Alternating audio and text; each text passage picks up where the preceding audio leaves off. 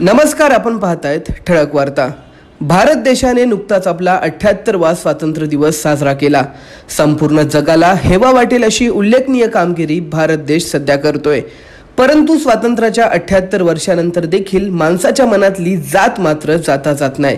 कल्याण तालुक्यातील जांभूळ गावात डॉक्टर बाबासाहेब आंबेडकर यांच्या पावन स्पर्शाने पवित्र अशा भूमीवरती संविधान चौकाची निर्मिती करण्यात आली होती। परंतु काही जातीवादी समाजकंटकांद्वारे या संविधान चौकाला विरोध दर्शवला गेला। सदर घटना ठाणे जिल्हा बहुजन युवा नेतृत्व प्रवीण राऊत यांना समजताच त्यांनी शेकडो बौद्ध समाजासोबत जांभूळ गावातील सरपंच व ग्रामस्थांची भेट घेऊन या वादावर संविधानिक पद्धतीने तोडगा काढण्याचे आश्वासन दिले। संविधान चौकाला वाचवण्यासाठी संविधानिक मार्गानेच लढाई लढून गावकऱ्यांना न्याय देऊ अशी ग्वाही यावेळी प्रवीण भाऊ राऊत यांनी दिली। ठळक वार्ताचा हा ग्राउंड रिपोर्ट। नुकताच भारत देशाने 78वा स्वातंत्र्य दिवस जो आहे तो साजरा केला, परंतु माणसाच्या मनातली जात मात्र जाता जात नाही। एकीकडे ज्या महामानवाने 2 वर्ष 11 महिने 18 दिवस अहोरात्र मेहनत करून तमाम भारतवासियांसाठी संविधान दिलं, आज त्याच संविधान निर्मात्याच्या जर आपण पाहिलं तर जांभूळ गावात या ठिकाणी डॉक्टर बाबासाहेब आंबेडकरांचं स्मारक आहे। ही ऐतिहासिक अशी जमीन आहे आणि त्या जागेवरती डॉक्टर बाबासाहेब आंबेडकरांचं संविधान चौक जे आहे ते निर्माण करण्यात आलं होतं। आम्ही भारताचे लोक, भारताचे सार्वभौम असं म्हणत एक सामाजिक उद्देशिका देखील या ठिकाणी पाहायला मिळते। परंतु गावातल्या काही समाजकंटकांकडून याचा विरोध केला जात होता, परंतु अखेर बहुजन युवा नेतृत्व प्रवीण भाऊ राऊत यांनी मध्यस्थी करत अखेर कुठेतरी तो वाद जो आहे तो आता मिटतोय। आपल्यासोबत याच विषयी बोलण्यासाठी बहुजन युवा नेतृत्व प्रवीण भाऊ असणार आहेत, आपण त्यांच्याकडून जाणून घेऊयात नेमकं सध्याची परिस्थिती काय आहे आणि काय अधिक माहिती देतील। भाऊ, स्वागत आहे। काय सांगाल, ऐतिहासिक अशी ही वास्तू आहे आणि या ठिकाणी डॉक्टर बाबासाहेब आंबेडकरांचं स्मारक बनवण्यात आलंय, विरोध नेमका कोण करत होतं, सध्याची परिस्थिती नेमकी काय? सर्वप्रथम तुमचे धन्यवाद, कारण तुम्ही चॅनेलच्या माध्यमातून बराचसा हा जांभूळगाव जो संविधान चौक आहे त्या संविधान चौकाला समाजापर्यंत त्याची माहिती पोहोचवत आहे। खरंच तुमचे धन्यवाद। आणि हा जांभूळ गावामध्ये हा डॉक्टर बाबासाहेब आंबेडकरच्या पदस्पर्शाने पावन झालेली भूमी आहे आणि इथं हा संविधान चौक ह्या चौकावर होतोय याची आम्हाला खूप खूप आनंद आहे आणि अभिमान सुद्धा आहे। कारण बाबासाहेबांच्या इथं पदस्पर्शाने पावन झालेली ही भूमी आणि यांचे स्पर्श इथं झालेला आहे आणि संपूर्ण हे गाव असेल, इथला बदलापूर परिसर असेल, खरंच ह्या संविधान चौकाला खरंच अभिमानाने सांगतो का हा इथे डॉक्टर बाबासाहेब आंबेडकरांचा संविधान चौक आहे। संविधान चौक हा भले काही त्याच्यात त्रुटी असतील, काही असतील, तर त्या संविधानाच्या प्रमाणे आम्ही त्या पूर्ण केल्या जातील। त्यांचा आमचे सरपंच आहेत, इथं सरपंच तो ठराव मंजूर केलेला आहे, ते तुम्ही पुढे पाठवलेला आहे पण प्रपोजल, आणि तो त्या शासनाच्या माध्यमातून कायद्याच्या माध्यमातून तो पूर्ण होईल हीच मला शाश्वती आहे। दरवेळेस आपण पाहतो कुठे ना कुठे बाबासाहेबांच्याच नावाला विरोध करणं का केला जातो, ही मानसिकता नेमकं काय म्हणता येईल? एकीकडे आपण 78वा स्वातंत्र्य दिवस आम्ही भारताचे लोक म्हणून आपण मिरवतो, परंतु बाबासाहेबांच्याच नावाला विरोध नेमका करण्याचं कारण काय? ही मानसिकता कधी बदलेल लोकांची? असे काही समाजकंटक असतात, पण आपण त्याच्यावर दुर्लक्ष केलं पाहिजे। समाजामध्ये संपूर्ण समाज आपला असतो, या बहुजन समाज आपला असतो। समाजामध्ये बहुजन समाज सुद्धा बाबासाहेबांच्या कायद्याने किंवा सुव्यवस्थेने चाललेला असतो, संविधानाप्रमाणे चाललेला असतो। इतर काही समाजकंटक असतात त्यांची ती विकृती आहे, त्या विकृतीला आपण सर्वांनी दुर्लक्ष केला पाहिजे, त्या विकृतीला लक्ष न दिलं पाहिजे, त्याच्यावर कॉन्सन्ट्रेशन ठेवता आपण आपल्या कामाकडे, आपल्या मार्गाकडे किंवा आपल्या महापुरुषांचे असे चौक होत असतात आपण त्याच्याकडे लक्ष दिलं पाहिजे। नक्कीच आज बदलापूर शहर तथा ग्रामीण समस्त बौद्ध समाज आपल्या नेतृत्वाखाली या ठिकाणी भेट दिली।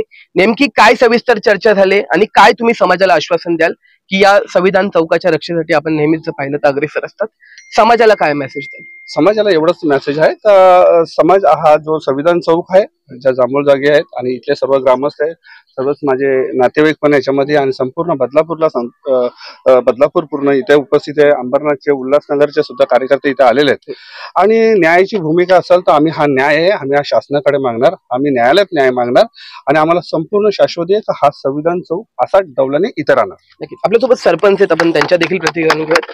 दादा, नेमका विरोध काय का होत होता आणि आज या ठिकाणी समस्त बौद्ध समाज जो आहे तो एकत्रित आलाय, काय एकंदरीत आवाहन कराल तुम्ही आणि कशा प्रकारे? नक्कीच सर्वप्रथम नमस्कार, माझं नाव परीक्षित राजीव पिसाळ, मी जांभूळ गावचा सरपंच आहे। आमच्या गावामध्ये सर्व संविधान प्रेमींनी मिळून लोकसहभागातून संविधान चौक इथे उभारलं होतं। तर त्या संविधान चौकावरती काही गावातील इसमांनी त्यावर तक्रारी केल्या होत्या, पण सर्व ग्रामस्थांनी एकत्र येऊन ग्रामसभेच्या मीटिंगमध्ये ठराव घेतला आणि त्या अनुषंगाने हे बांधकाम जे झालेलं आहे संविधान चौकाचं ते गुरुचरण जागेवरती आहे. तर गुरुचरण जागेवरती इतर ठिकाणावर जसे बांधकाम नियमावली होतात त्याच धर्तीवरती आम्ही ग्रामसभेचा ठराव घेऊन माननीय जिल्हाधिकारी साहेब यांच्याकडे प्रस्ताव सादर केलेला आहे.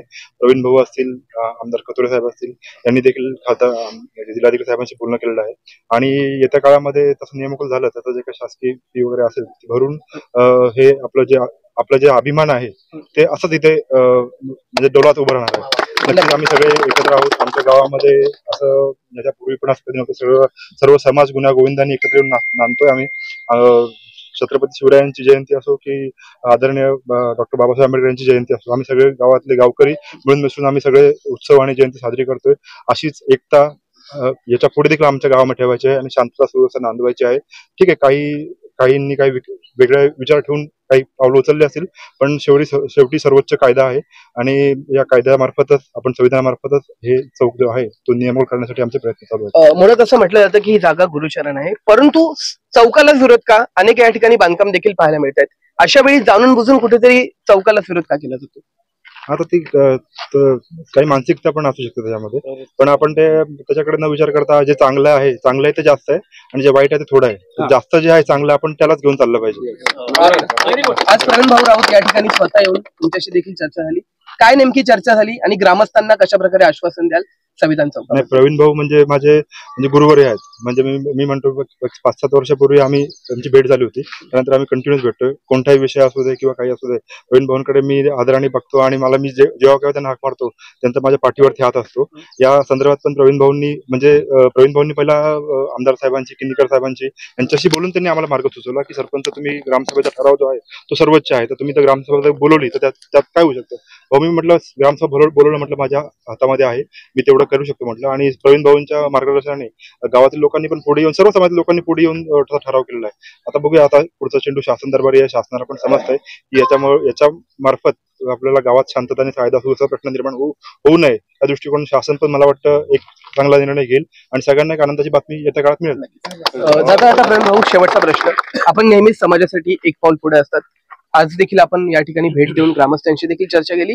काय वाटतं, न्याय मिळेल? कारण नेहमीच आपण लढवया समाजाचे प्रत्येक जण आहोत. काय सांगाल, एकंदरीत न्याय मिळेल का समाजाला? नक्कीच न्याय मिळेल.